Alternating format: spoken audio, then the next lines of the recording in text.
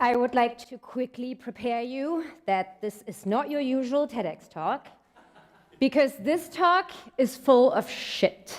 I will say the word shit roughly 70 times in about 13 minutes, so buckle up. In over 15 years of my corporate life, one thing I am certain of is that no one ever heard me shit at work. I made sure of it. Growing up in Germany, I was a Heimscheißer, a home shitter. During my school years, I had a mantra, and that was, you hold that shit in until you get home. And from a young age, I was scared shitless that the girls in school would ridicule me in the bathroom. And that's a concern many teenagers also seem to shit themselves over these days, because if a classmate takes out their phone, they snap a picture through the stall gap, that shit could lead to a lot of unwanted likes on social media. I'm sure we all have our bathroom tales.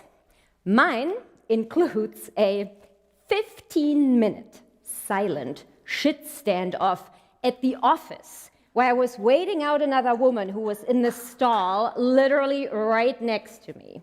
Both of us hoping for the other one to just wave the white flag and leave the bathroom so whoever won the battle could do her business. And I got so exhausted hovering over the bowl that I was tempted to yell, "Let's just shit at the same time and get this over with." Now, it's a peculiar world we navigate, balancing female empowerment and openness in so many areas of women's lives, yet still feel bound by antiquated notions regarding something as natural as taking a shit. So this situation has puzzled me my entire life. Women are going to great length to hide their business at work, and we all shit on average once per day. So that's a pretty big effort. It seems to be a blend of embarrassment and the fear of judgment from other women. So let's unpack the embarrassment first. I got super curious about this, so I did a survey, and I asked 160 professional women within my network. And 70% of these women admitted to be embarrassed about the smell of their shit at work. Moreover, many of them dreaded the thought of their public shit becoming the topic of corridor gossip. And quite frankly, I was not surprised to hear that, because office bathroom stall gaps, they are so big that I borderline feel rude not to say hello there while I'm in the stall with my pants down. So this embarrassment drives women to great lengths to avoid detection. I'm going to show you some of the survey results here. 42% of the women said there is no chance that they shit in the bathroom closest to their office. So they try to find another floor where there's less traffic and less people they know, or they take their shit off the premises altogether and they go to gyms and to cafes nearby the office. 25% engage in the shit standoff. You now understand what that means, right? I also like to call this the thigh master of the 21st century, because I can crack a nut with these things from all the squatting that I have done in my life. 12% embrace the strategy of excessive flushing and making loads of noise while they're in the stall. Another 12%, they said, you know what, I clench up and I hold my shit in all day until I get home. And then some women mastered the art of soundproofing their shits with large amounts of toilet paper. Now, I will admit this is not a method that I personally use, but I have tested this out for all of you with single-ply office toilet paper. You need about 50 sheets, to muffle the plop effectively. And God forbid a fart sneaks out, you can always start coughing really, really loud so nobody knows what's happening in the stall. And then, believe it or not, 1%, they bring a large bag to work every day carrying their shit shoes to disguise their feet from stall gap gazers. Shit shoes. So women's embarrassment in the bathroom, that's not the only challenge we face. There is also the fear of judgment from fellow women. So in the survey I conducted, the vast majority of women, they shared their constant concern over how female colleagues judge their personality and their appearance at work. And they also acknowledged that there's a strong undercurrent of competition amongst professional women in general. And that fear, that can drive women to hold on to their shit in the bathroom, but also in the boardroom. And now women are holding on to all of their shit, not just the physical kind. And instead of being vulnerable so we can actually liberate our shit, we pass on judgment amongst each other, and then we engage in competition, and all of that is driven by our collective self-doubt and insecurity. So the question becomes, where is this fear of judgment coming from? And many women might agree with me that it comes from societal expectations. Society has long told women to keep their shit to themselves. And they handed us a rule book that says, hide your shit. And that's why women can go all day to hold on to their physical shit. And if that's not crazy enough, on top of that, we're also holding on to our mental shit. And we've just become numb to the fact that that can cause us a lot of pain. But that's a woman's life, right there. And unless we have a way to liberate ourselves from this mental shit, we also won't be able to peacefully shit at work either. I call this mental clutter Mindshit. So before we dive into what women can do to liberate their mindshit, let's look at what mindshit really means. It's the mental shit that clouds our thoughts, and it slows our progress. And most importantly, it holds us back from reaching our full potential. It is that nagging voice in our head that says, you suck, and you're stupid, and you look like shit.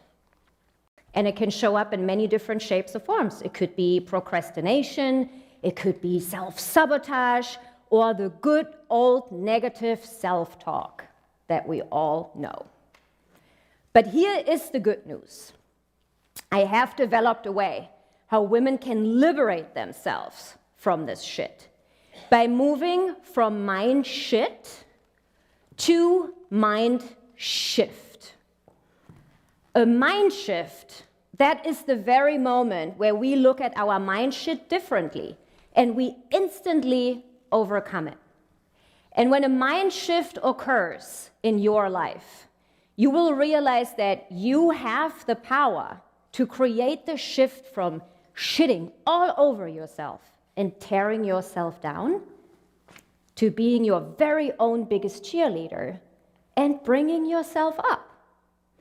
And I coined the 3 steps how you can create this shift, the piece of shit method.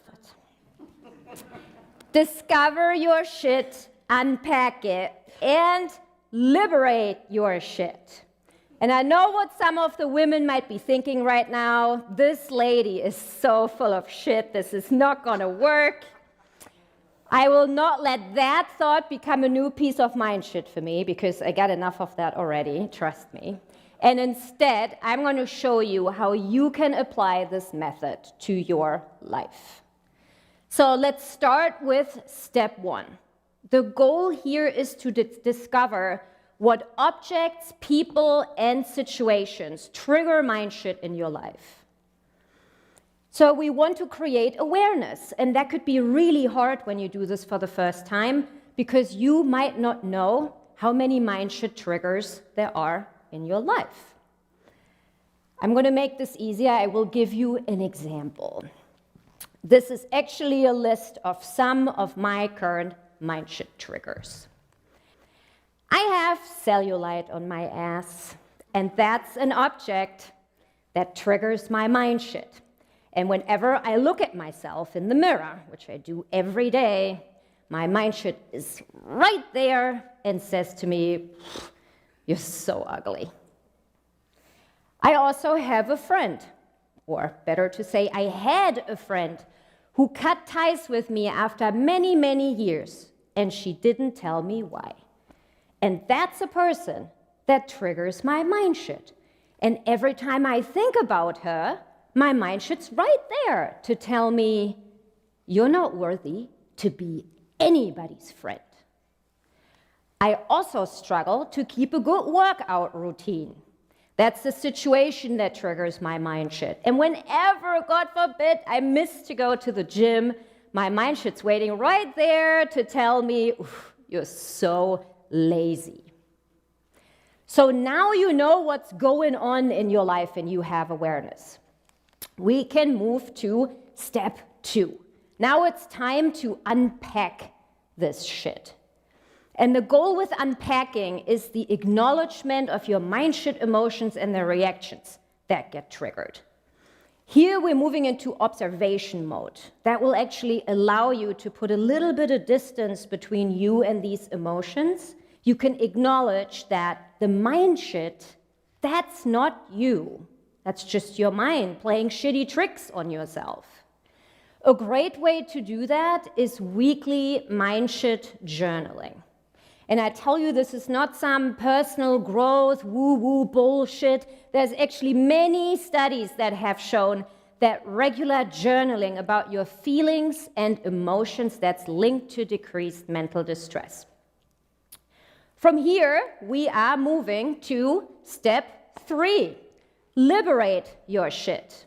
Our goal here is action. We are building a plan, but it's not that simple. It's not just any plan. Mindshit needs really firm decision making. So we're planning for 1 out of 3 possible outcomes. The first outcome is that you just accept this mindshit in your life. That means you are building a plan that helps you change the way you feel about the mindshit. So the mindshit remains the same, but you change. Or you control your mindshit. So you're building a plan to change your environment and ultimately your mindshit. Well, you remain the same. Or then lastly, and that's a tougher one, full elimination of your mindshit. So maybe you quit that job. Maybe you leave your spouse or your partner. Or maybe you sell that home that you lived in for 30 years that holds so many painful memories. Mindshit changes, you change. And I learned in my life that it's always one of these 3 decisions that's applicable when you want to liberate your mindshit. And the piece of shit, or the POS method, how I like to call it in short, that's a woman's weapon when shit hits the fan. Because here is the truth. This shit never ends for any of us. So we need a reliable way how we can liberate our mindshit quickly as it enters our life, so it doesn't consume our thoughts, it doesn't steal our energy, and most importantly, it does not hold us back from becoming the women that we all aspire to be. So, ladies, we're knee-deep in this together. We have been told to be quiet. We have been told to hide. And we have been told to flush down our shit and get on with our day as if it was a mere inconvenience. We need to stop holding on to our shit. It's time to change the expectations that we're all silently enduring and to own our experiences loudly. And we all owe it to women to normalize that we can and we should make noise, so that the next generation of girls, they don't need to bring their shit shoes to work, or engage in shit standoffs, or hold on to their mindshit their entire life, where we expect them to lead, to make big decisions, to manage their careers confidently, and to raise a family.